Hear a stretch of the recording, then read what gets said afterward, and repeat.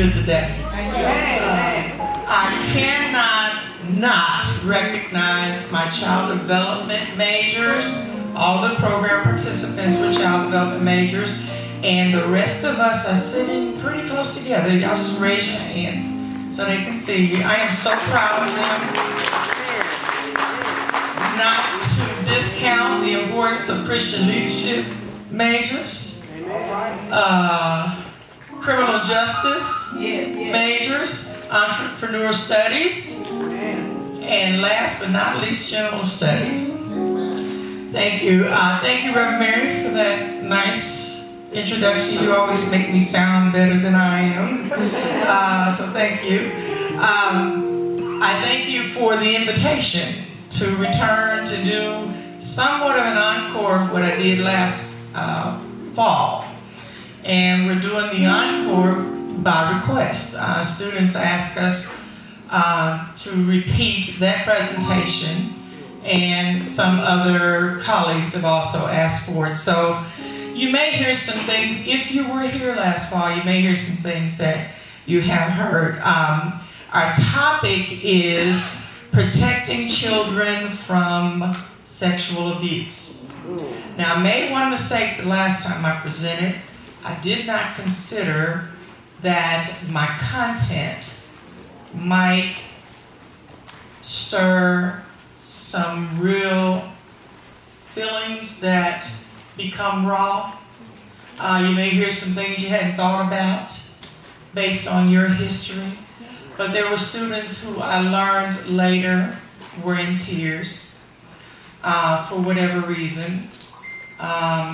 So if you know someone, a child who has been abused or is being sexually abused, if you've experienced it yourselves, if you're aware of a family member who has experienced it, I wanted to be sure that you have somewhere to go if you end up in a personal crisis as a result of my content. So you have a handout for the local rape crisis 24-hour hotline number.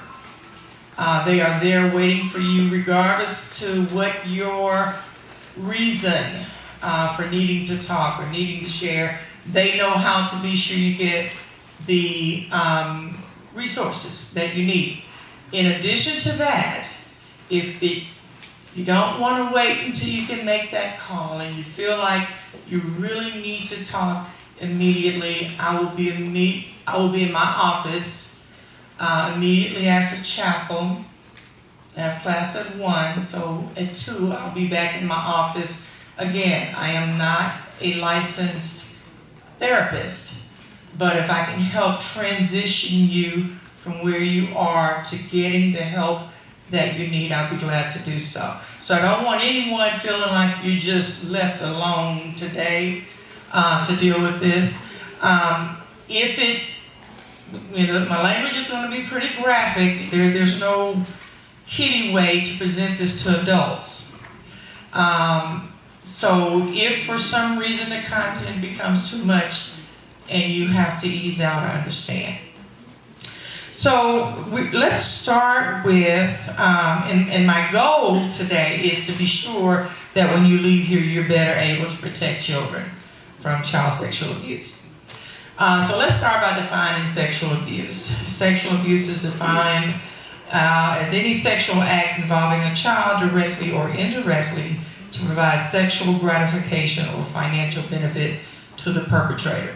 Some of the examples include any contact for sexual purposes, molesting or fondling, statutory rape, prostitution, pornography, child-to-child sex, exposure, incest, exhibitionism, voyeurism, language sexual in nature, oral genital contact, or intercourse. There are other examples, but it gives you the picture that anything that happens sexual involving a child is sexual abuse. Now, child to child, let's just say that a 4-year-old and a 5-year-old watch your family gatherings, all right?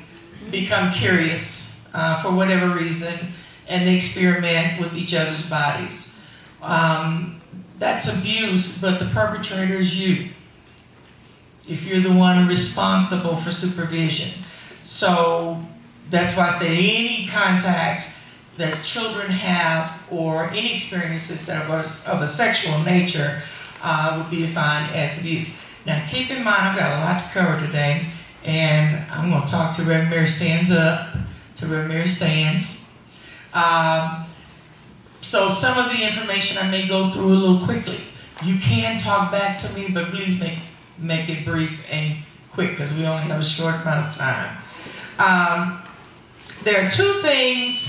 Well, let's talk about how common child sexual abuse is. If you were to look around the room and you spotted 4 females, it's likely that one of them was sexually abused. If you look around the room and you spot 6 males, it's likely that one of them was abused. Just to kind of give you a perspective on how common it is. And those are the cases we know that.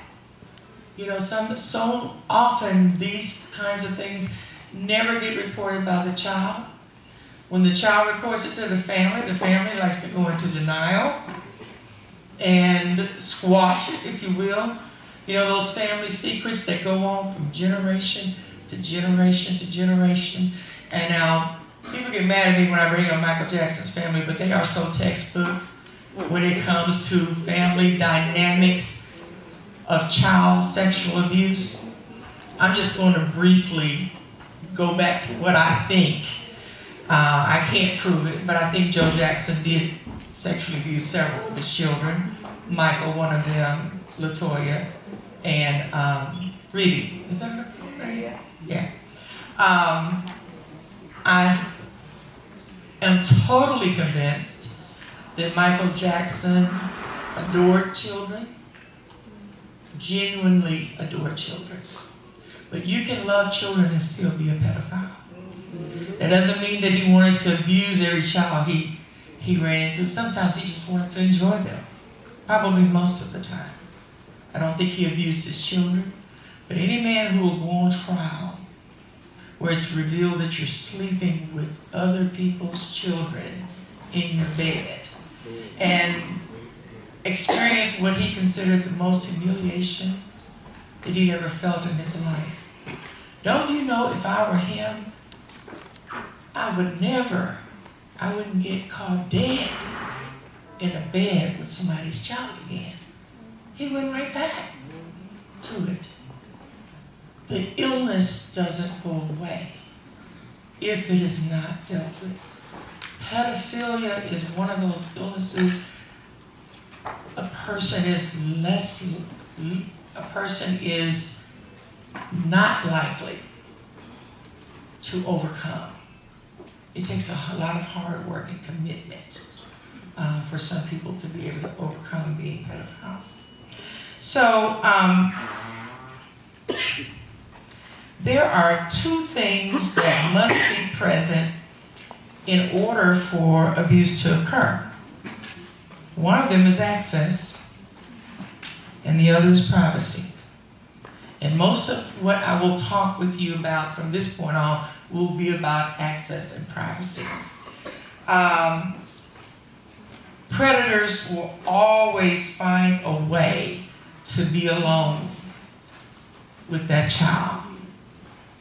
And it's very common, especially in families, where they target one particular child. So they will find ways to be alone with them. How do they do that? They do that by what we call grooming. Grooming. I wanted to be sure you understood the word I was saying. And what is grooming? Basically, you're preparing the potential victim for abuse to be committed, you hope, without detection. So some of them are really sophisticated in their planning, how this is to happen. What's involved in grooming? In grooming, you've got a process of 4 levels. You first select the vulnerable victim. This is what predators do. They make the selection. Then they work on gaining access to that victim. Then they work on developing trust. Trust from the victim and also the family. And lastly, they want to desensitize the victim to touch. And we're going to talk about all 4 of those. Choosing a victim, gaining access, developing trust, desensitizing the victim to touch. Selecting the victim, how do they do that?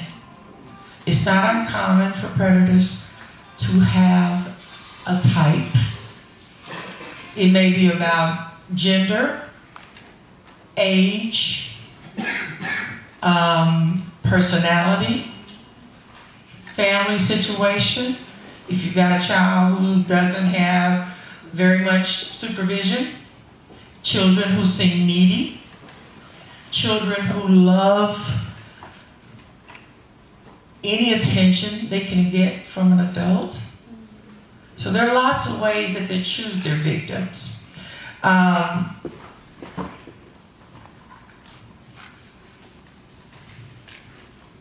Let's talk a little bit about the family situation, then we're going to go on to gaining access.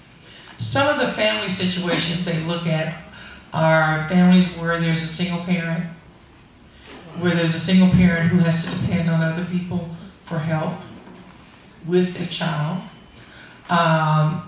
Substance abuse in family. Emotional or psychological or psychiatric problems. Those are some of the examples, but you really can't rule out any particular type of family. It happens in families who don't have those dynamics. It happens, I've seen it happen in families who were the most committed I've ever seen of parents. A little boy played baseball. They played everything together. Baseball with my son, and his father was actually the coach, and went to my little league. His mother was the mother, what do you call them, the team mother. They were at every practice, every game, just very committed and very protective. There were things, if their child was going to do something, an investigation was going to be done first to be sure that this is okay. The little boy and my son got together and decided after practice or after a game, the little boy would come to visit with us. His mother was really, really reluctant, but she decided to let him go.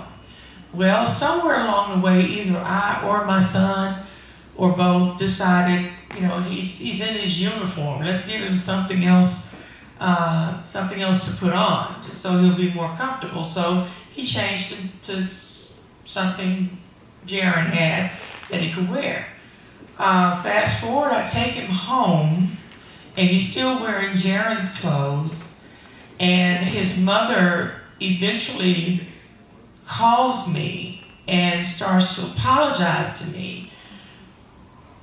That she begins to apologize to me for what happened, and she said that she would pay for having my car shampooed, and I'm trying to figure out what she's talking about.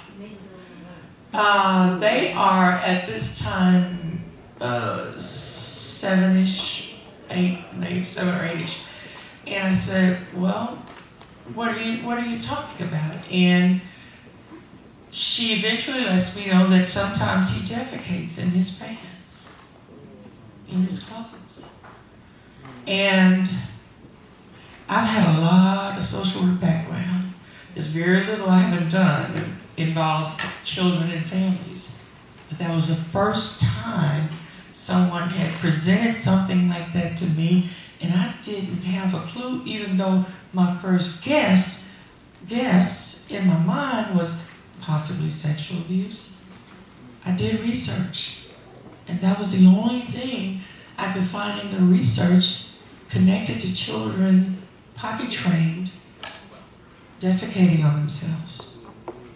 And so I gently told her, I said, first of all, he didn't mess up my car, he didn't do anything. He just changed clothes because he changed clothes. She thought that was the reason he changed clothes. So I said, I'm sorry, friend, and we were friends, but I don't know anything else other than the possibility of sexual abuse. She said, well, we asked him about that. He says, no, she just let me know they don't know what the problem is. Fast forward,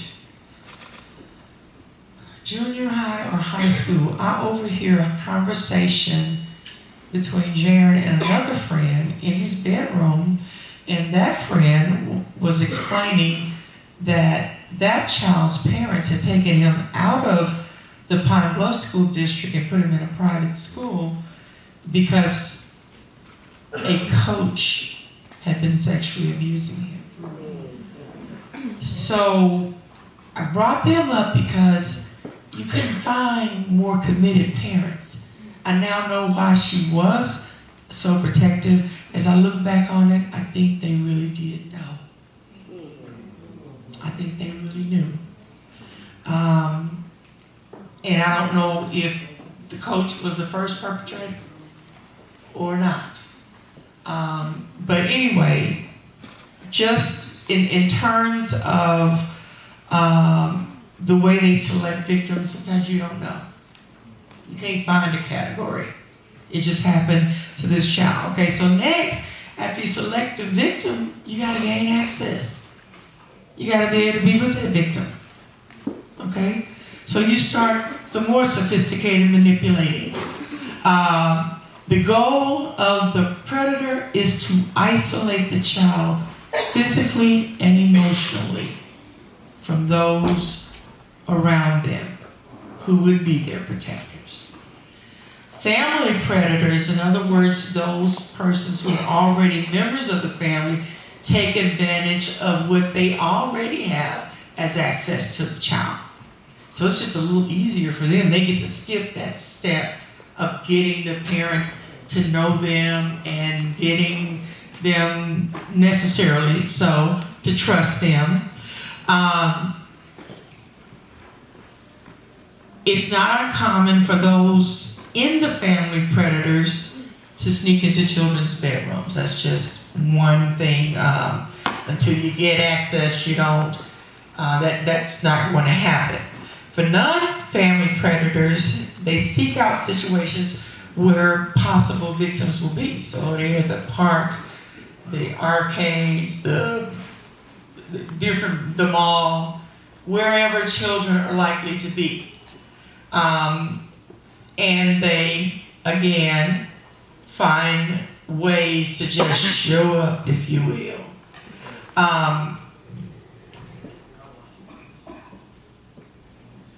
My son was 8-ish, 9-ish.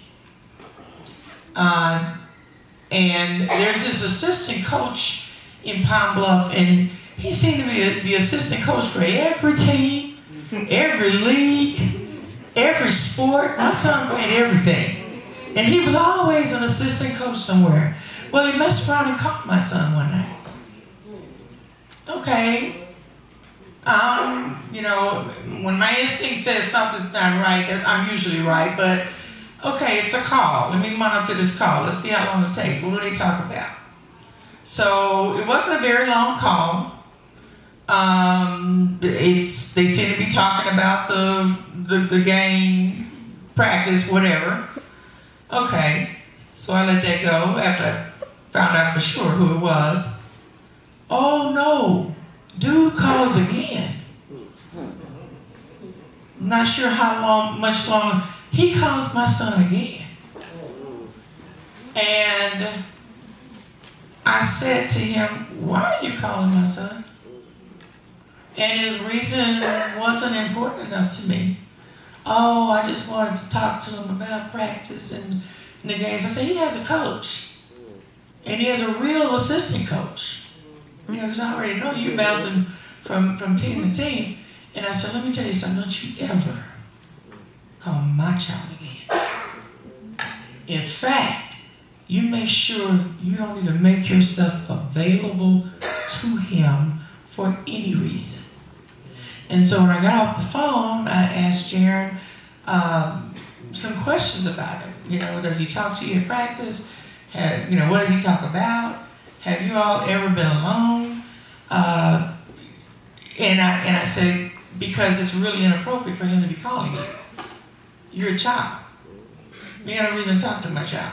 And if the coach calls, coach doesn't have time to go on and on with the conversation. It's like, get the information out there, and he's going on to call the next child. You're not having a casual conversation. He said, well, I really don't think he would do anything like that. I said, you know what? That's why you got a mama. I can override what you think when I want to, okay? And so I made sure he understand. I don't want any contact with him whatsoever. Fast forward, my son is a senior in college in health and physical education, and so is he. That gets back to the ways that they choose their victims, the access they create for children, the ways that they are able to come into contact with children. They choose jobs like teaching. And seriously? No. I request, I mean, I have. Oh, I'm sorry. I thought you were sending me that. Okay, remember. Go ahead. I wanted to share and ask you about access because I had an incident to happen. I have 3 sons, and my youngest son, probably about 13 or 14, going into junior high school. That same scenario, the coach, after he attended for a while, the coach started inviting him to come and spend the night, and I'm like, I don't know about that, let's talk about that later. So that went on for a while, and then probably 2 weeks or so later, my son comes back again, Mom, might I go and spend the night with our coach? He's a nice guy. He does this, he does that, and we really like him, Mom. He's just the best. We like him. And so I said, no, son, I don't want to do that. Let's not do that. And so my son was totally angry with me for, at least a month he was angry with me. Of course, I stuck to my rules. No, you're not going to spend the night. But later on in high school, well, actually, my son had graduated from high school and was himself getting ready to marry. And a story appeared in the newspaper. It was a story about that coach who had been arrested for child molestation. So how can we protect ourselves from these predators? You had instincts, and it's important to pay attention to your instincts. Sometimes you don't know, but if it just doesn't feel right, why even take the chance? When I investigated child abuse and neglect early in my career, we got a call from the children's clinic that a 7-year-old had gonorrhea. Okay, so you of course, I go out to interview her and ask, questions enough to find out who had abused her. It was her teenage brother. Okay, so he has gonorrhea too. So who has abused him is his band director. His band director. And his band director was in college with me. We were in choir together. Band director, is it penicillin they get to get rid of gonorrhea? Whatever it is they get, he went and got a shot quickly before the police were really into the investigation. But he was eventually convicted, and that's not real common. But so yeah, you have to follow your instincts. You really do. Mother was brokenhearted. It's my only daughter. He had to leave the home. She had to find somewhere else for him to go in order for her daughter not to be put in foster care. So they look for children, look at the family situation. They look for children who have low self-esteem, low confidence, and I go over this, innocent and trusting children. Again, they tend to have a type. They tend to hook up with women who have the children who are of their type. So the next thing they're going to do is have to gain access. And I'm sorry, we were already on gaining access. Those who are predators who do not live in the home have to find ways to gain access to the home. They volunteer to help around the house, assume the father figure if there's no father in the home. They offer to babysit. These men going around babysitting. Every time you look around, they babysitting. And suggested overnight stay. And men, I'm sorry, I didn't mean to say that because you babysit that you are a predator. But predators do it a lot, and there's a pattern. There's a pattern to the way they do it and who they do it for. They start to suggest the overnight stays. Again, the kinds of jobs they seek are teachers, camp counselors, bus drivers, coaches. They start keeping them after school, those teachers. They take them on outings, and it's not uncommon for them to take that target child on outings, but not take the other children.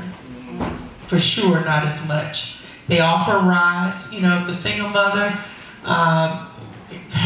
is working, a single working mother, sometimes she needs someone to pick up her children after school, transportation, whatever. They're there. These predators, they are your everything. They try to be the child's everything. They try to be the family's everything. Then they start to develop the deceptive trust. They're trying to build relationships with the child and the family to eventually abuse the child. They befriend the child. They learn about the child's interests. They're helpful. They create secrets between them and the children. They want an exclusive relationship. Sometimes they even have jealousy. If there's someone else in the family or outside of the family who can get the child's attention, they find a way. Now, in a lifetime, they just kill them. They kill that person. In real life, they just find a way to keep them away from those people who might be of help or be a threat to them. They come at the child in a non-threatening way with a, "You're okay. I like you. I like the way you do this. Oh, well, I know your mom just doesn't understand. Maybe she'll come to understand. I understand. You can always depend on me. We can always talk about anything. And any problems you're having, you can bring those problems to me, and I will help you work through them. I am your everything." That's what they're thinking.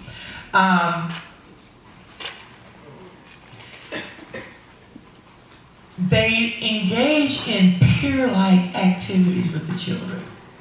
You start playing games with them, throwing the ball to them.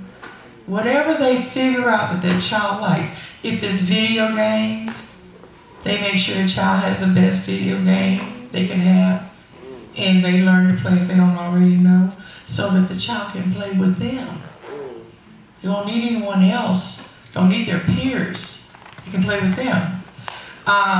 They sometimes talk about sexual matters. I'd like to tell you what's wrong with it. They give money, gifts, treats, fun trips. They establish trust so he can control and manipulate. I get your trust and I can manipulate you. I can get you to do what I want you to do. Now, desensitizing the child to touch. What happens is you start with what may be an accidental brush that slowly escalates to a different kind of touch. That's what we mean by desensitizing them. So it may start out as an accidental touch, then it may escalate to hugs and pats on the back, and then wrestling, tickling, Oh, sorry. back massages, playing hide and seek in the dark. Can't you imagine what a predator has several children in the home? We're all going to play hide and seek, but we're going to play it in the dark. And of course, they're always going to find the target child. Too much time in the bathroom while the child is bathing. Too much attention to that. Child's old enough to bathe him or herself, but they've always got to be there to help them. Swimming nude, drying child with towel, massaging and injury, cuddling, exposing children to pornography, using sex as a game, discussing sexual content. And this is what we call psychological desensitization. So if we get to the place where we're comfortable with using this word and talking about this body part and that body part and yours and mine, psychological desensitization. So who's abusing our children? Okay, I'm going to go through this list pretty quickly, and then I'm going to try to get back to some of the ones that I want to put emphasis on. Mama's boyfriend. I'm totally prejudiced. Stepfathers, uncles, siblings, stepmothers, step-siblings, teachers, coaches, band directors, clergy, deacons, Sunday school teachers, other church members, mama, daddy, cousins, aunts, neighbors, friends, acquaintances, grandparents, great-grandparents, camp counselors, and what we call fictive kin. Anybody know what fictive kin is? My child development students would know this if we weren't so early in. I'm sorry? I wouldn't put it exactly that way, but yes, your answer is correct. These are the people so close to our family that we consider them family. Now, you know predators are going to try to get one of these positions. That's where they're trying to become fictive kin, all right? So almost always children are abused by someone they know. So let's go back to mama's boyfriend and stepfathers and tell you why I'm prejudiced. Every time I read in the paper that a child has either been sexually abused or killed, I say it before they tell me who it is. Is it mama's boyfriend more likely or stepdaddy?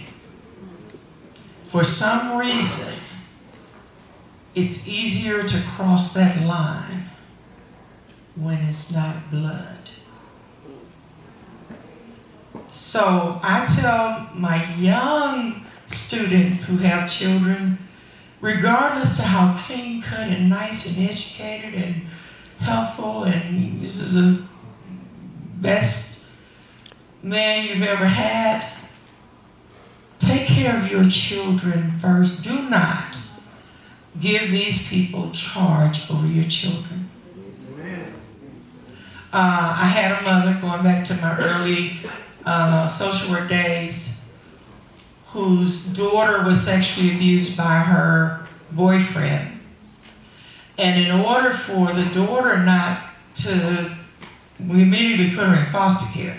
But in order for her to come out of foster care, the boyfriend had to go. And that mother stood there and she said to me, "This is the best man I have ever had. You take her, he ain't going nowhere." So, you know, that's probably the only one who ever stood up to me and said it, but there are countless others who say, "Oh, yeah, he's gone today." He will not be back. And a few days later, he's back. So they say it, but there's no commitment to it. And what does that say to the child? You have no value. What you say happened to you has no merit, no value. It's not important. Siblings, the reason I highlighted siblings is, again, to remind you to watch your family gatherings, to watch your own children. For various reasons, a lot of people end up abused by their own siblings. Is that for me? You're standing up for me? Okay. Thank you for your attention. I appreciate you.